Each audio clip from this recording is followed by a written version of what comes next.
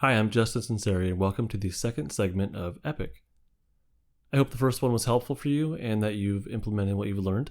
Remember, daily expressions of love, lots of praise, and giving privileges after they are earned, and also the very challenging idea that we don't control our children.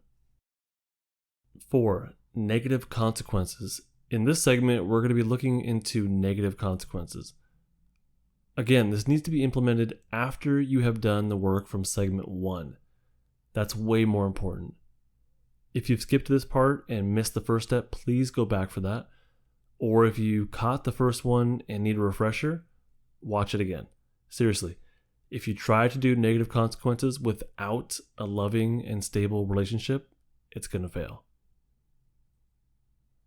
The fourth way to influence our children is through the use of negative consequences.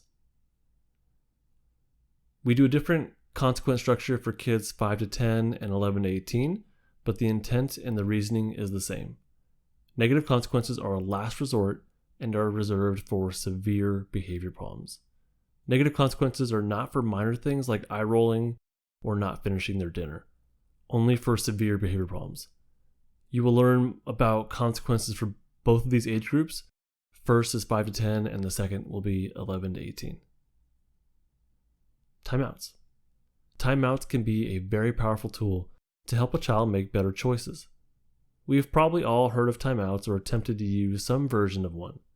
Sending a child to the room, sitting in a chair, or removing a toy are all examples of timeout. We recommend a very specific and proven effective method of timeouts. I know you might be rolling your eyes right now and have already given up on timeouts as being effective, but hold on. This program has been effective with hundreds of parents over the years. It works. Do all the pieces from the first segment, plus this, and it can work wonders.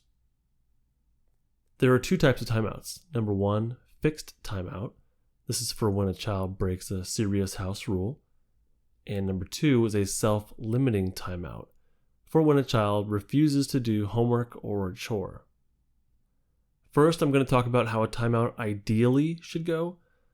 I know it's not going to be this easy, and I promise that I will talk about that too.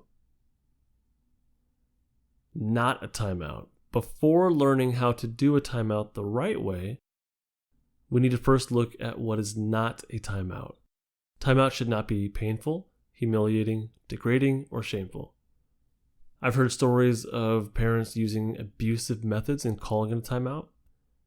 Making your child kneel on dry rice is not a timeout, it's torture. Being locked in a room or a dark closet is not a timeout, it's abuse. So whatever you think a timeout is, try to forget it for now and let's just start over completely. These are not timeouts. Kids don't need to face the wall. They don't need to face the corner. I think making them do so is actually a really bad idea. This is shaming and is going to seriously hurt their relationship with you. How to do a timeout effectively. Now we will discuss how to properly do a timeout. The goal of a timeout. Timeout should be boring.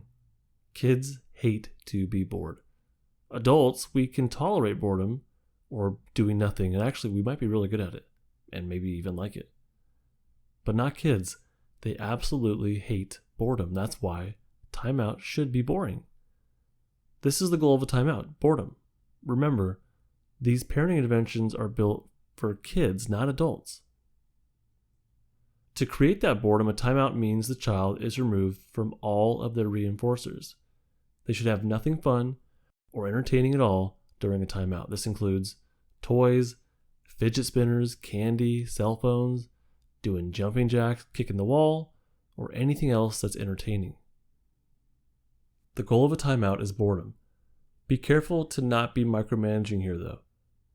If they're doing things like rubbing the carpet or smoothing out their pant wrinkles or even playing with their eyelashes, let it go. These are some examples of what boredom looks like. Not shameful or painful, just bored. Timeouts are generally for the 5 to 10 year olds. Your attention. Your attention is absolutely the most important thing to remove during a timeout. That means no lecturing, yelling, nagging, begging, or questioning. We remove our attention because our attention is also a reinforcer. Your child would prefer to be in an argument with you than be bored. They'd rather debate with you about who did what or irritate you than be bored. Don't be their entertainment. Allow them to be bored and calm down. Here are some examples of what not to do. These kids are not on timeout because the parents have not taken away their attention. We have to be in control of ourselves when our kids are on timeout. Timeouts are for severe behavior problems. Timeouts are not for things that bother you as a parent, like eye rolling, leaving socks out, or not eating all of their dinner. We save timeouts for the most severe behavior problems in a 5 to 10-year-old. Here are a couple of examples: swearing and fighting. And there definitely can be more, and we'll get into it, but there's just a couple of examples. Timeouts really are for behaviors that are illegal or immoral. As they get older, these types of behaviors will cause much more serious problems. So we want them to learn now that this is unacceptable and will be met with a consequence. What other behaviors would you use a timeout for in your home? Besides hitting and swearing, what else deserves a timeout?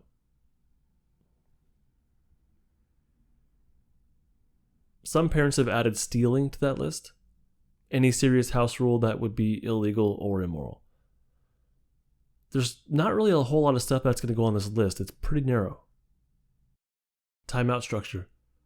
Timeouts are tailored to the way that children think and feel, not adults. Next, we're going to learn about the structure of a timeout. We've probably all experienced or used some form of a timeout, but we recommend a very specific structure. Timeout should be 1 minute per year of life. An 8-year-old is on timeout for 8 minutes. A 5-year-old is on timeout for 5 minutes. Our understanding of time is much different than a child's. For us, a timeout for 20 minutes might seem reasonable or tolerable. But for a child, 20 minutes doesn't make sense. At some point, the child could feel like they're on death row and the timeout may be sabotaged. You can provide a timer for your child for them to monitor how much time they have left while they're on their timeout. Seeing the time left can be reassuring, but hearing the tick or watching the sand drain out of an hourglass might actually help them focus and calm down a little bit. You can also use an app on your smartphone. Timeouts are in one spot, a boring spot. No TV, pets, or reinforcers.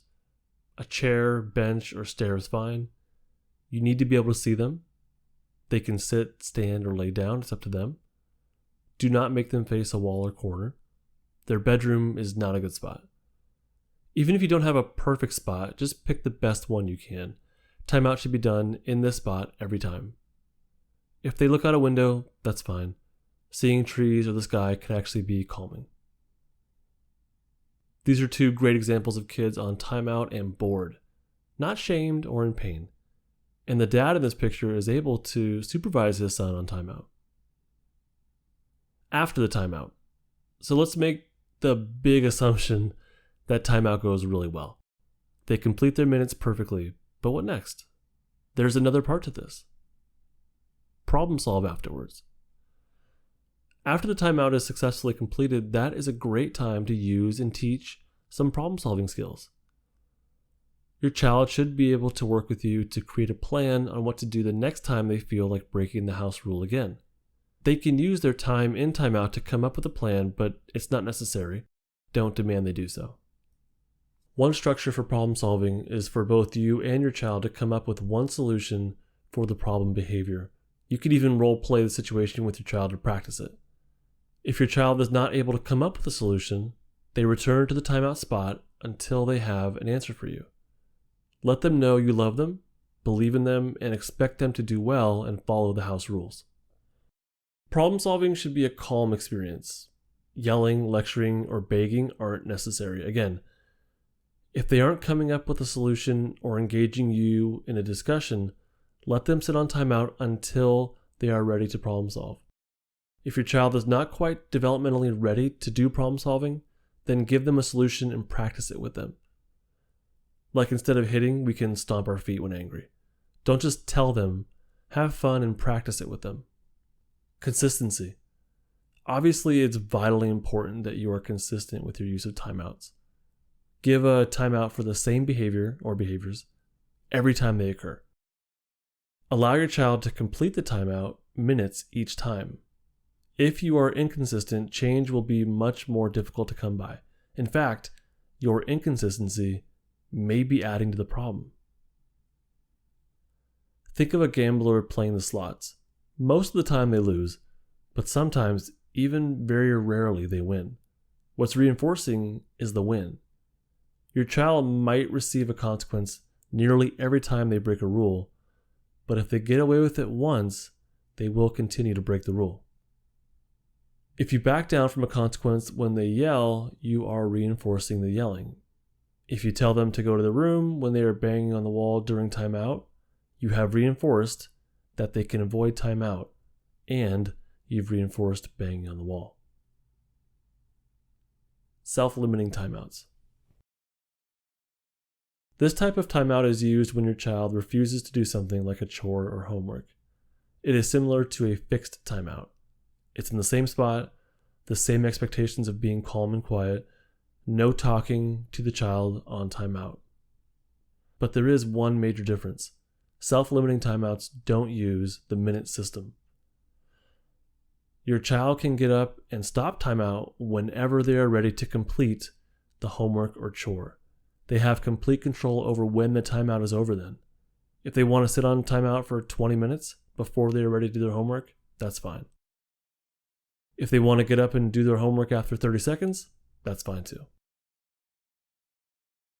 When they're done with the self-limiting timeout, they get up and do their chores or homework and nothing else. If they don't, they may return to their timeout spot until they're ready. Be patient. Again, it is your job to be patient. Same rules as before, no yelling, nagging, begging, bribing, or pleading. Allow the boredom to be the motivation to complete their work. Once they are sufficiently bored, they will make the choice on their own. Let these pictures bring you a sense of calm. When you need it, just think of these. Example. Jose is supposed to pick up dog poop in the backyard after breakfast on Saturday morning. This weekend he says no and declares he would prefer to watch TV. His parents calmly tell him to sit on timeout until he is ready to complete his chore. They remind him that once the chore is complete, he can watch TV. Jose huffs and puffs but sits on timeout angry, still saying he doesn't want to do the chore. After 5 minutes of being bored, he says he's ready to do his chore, gets up, and goes in the backyard. Adolescents and teens. Tspot is the consequence structure used for children 11 to 18. Tspot stands for Take Everything Away for a Short Period of Time. Tspot is the exact same idea as timeout. We're utilizing control over the home to influence adolescents and teens through boredom. Tspots are basically like a big kid timeout, but rather than removing the child from their stuff, we're removing the stuff from the child or the teenager. On Tspot, there is no place where they need to sit. They can have the entire home, but need to be bored for no more than 7 days. These are some wonderfully bored teenagers. Let's talk more about what a Tspot looks like. No more than 7 days. Tspots last no more than 7 days. And being on Tspot for a full 7 days means your child broke a very severe family rule, like fighting or using drugs. 7 days is the absolute maximum even for these extreme behaviors. Remember, this is built for the way that strong-willed kids think, not adults. Even older kids have a difficult time understanding time beyond a week, not because they're dumb, but just because they're kids. And strong-willed kids are much more impulsive and emotional, so a week of boredom to them is an eternity. As adults, we may want to ground them for a month or for the whole summer, but this is death row and the light at the end of the tunnel gets lost. 7 days is understandable and doable. boredom. Like a timeout, your older kids need to be bored. During a Tspot, they may not have access to any of their reinforcers, like tablets, computers, TV, friend time, or cell phones. What they can do during a Tspot. But what they can do is read, write, and draw. These allow them a creative, emotional, and intellectual outlet. Options like this are going to help them to manage their emotions during the Tspot consequence. They may also spend time with the family, like talking, helping cook, doing chores, or playing checkers. Anything that is positive and part of the family within the home might be okay except for TV and going out. We aren't rejecting them from the family, of course. We're simply helping them to make better choices. And reconnecting with the family during a Tspot might help them to feel more connected, grounded, loved, and safe. And this is why the teachings from segment 1 are so important. When considering what they can do or cannot do, ask yourself, will this help my child to improve their relationship with the family while also building a valuable life skill? Would you allow these activities during a Tspot? Watching TV, playing with a friend outside, going to an amusement park with the family, cooking with a parent, and playing video games with a sibling. So would you allow watching TV? No, because it's not with the family and or it doesn't build a valuable life skill. So even if it is with the family, watching TV is not a valuable life skill. Playing with friends outside? No, because it's not with the family and or doesn't quite build a valuable life skill. How about going to an amusement park with the family? No. If it's pre-planned and expensive, use your judgment. Maybe they complete their Tspot after you get back. There's no perfect answer for this situation. Even though this is with the family, it doesn't build a valuable life skill. So if they're on Tspot, don't be planning out any new amusement park trips. How about cooking with the parent? Absolutely allowed. It's with the family and it builds a valuable life skill. And finally, how about playing video games with a sibling? It's with the family, but I'm going to say it doesn't build a valuable life skill, even though people make a living off of playing video games nowadays. That's time better spent with drawing, reading, or writing. Every household will be different, but the main point of a Tspot is to create boredom while also allowing for some growth opportunities. When they refuse. Okay, as promised, we'll discuss what to do when they refuse to comply with your negative consequences, which is probably going to happen. Of course, it's not that easy. What we have covered is the ideal situation and the standard structure for timeouts and Tspot. As you probably know, if you have a struggling child, they will probably tell you no when you implement a negative consequence. They may even throw a tantrum, walk away, or escalate the situation another way. So what do I do about it is what you're asking. So here's what to do. Control yourself. The key to intervening when they refuse is to remain calm and not be a part of the problem. Once you yell back or use physical force, you are a part of the problem. Remaining calm and in control of yourself is more important than your child complying. That will come next, but first, remain in control of yourself. Remember that even though we're implementing new parenting strategies, the best method for teaching your kids is by simply modeling the best behavior you can. So being in control of yourself and being as calm as possible might not feel like you're doing anything, but you really, really are. They will feed off of that calm and it will help them to calm themselves. But they're also learning from you in those moments how to handle these tense situations. When your child refuses, they are seeking to either entertain themselves or avoid the consequence. Children are excellent at getting responses from us. They know the exact buttons to push. Haven't you noticed? Which of these buttons are yours? You don't want me to be happy. I hate you. Swearing at you, being told no, or being ignored. It's important to recognize these buttons before there's a problem. Notice them now, what really gets to you and gets you to react. And when you hear them in the heat of the moment, it might not be as overwhelming. Strong-willed kids are driven to prove no one controls them. There is no point in challenging that. You are the adult, so you must act like it. Be patient, speak firmly but calmly, and control the environment until they choose to complete their consequence. You don't control them, you control the stuff in the house. They need to make the choice to comply. It's not something you can force them to do. What to say? It can be extremely difficult to not argue, but it's also extremely important that you don't. For the most part, you would be wise to simply ignore or not respond to their attempts at pushing your buttons. However, there is one thing we recommend you say if you absolutely must. I will talk to you when timeout is over. Or Tspot will start once you are calm and following the rules.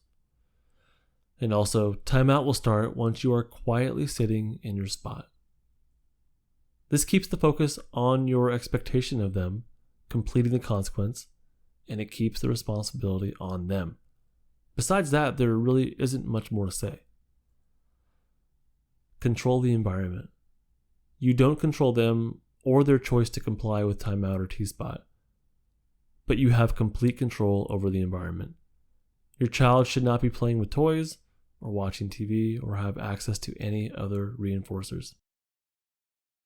If they refuse to go on timeout or Tspot, you may turn off or remove these things from them.